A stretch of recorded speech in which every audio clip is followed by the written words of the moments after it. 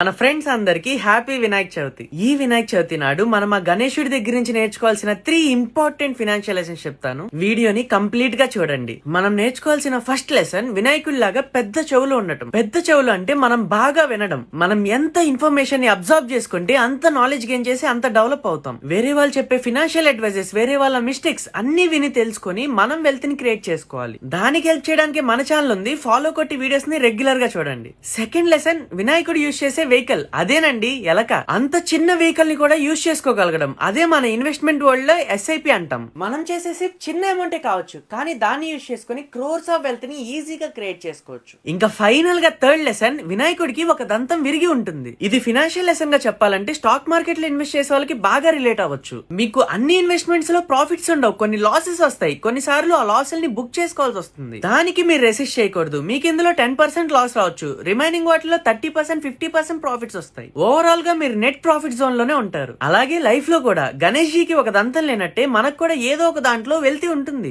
మనం దాన్నే కాన్సన్ట్రేట్ చేయకూడదు. Just keep ignoring it and have a big smile on your face, just like మన friend Ganesh జీకి ఉన్నట్టు. ఈ వీడియో మీకు నచ్చితే మీ ఫ్రెండ్స్ అండ్ ఫ్యామిలీకి ఇప్పుడే షేర్ చేయండి. And me likes and comments నాకు మోటివేషన్ ఇంకా ఇలాంటి యూస్ఫుల్ ఇన్ఫర్మేషన్ ని మీకు తీసుకురావడానికి. సో మీకు ఏ వీడియో నచ్చినా లైక్ చేయండి, మీ ఒపీనియన్స్ కామెంట్స్ లో రాయండి. ఫైనల్ గా ఇంకోసారి మీ అందరికీ వినాయక చతుర్థి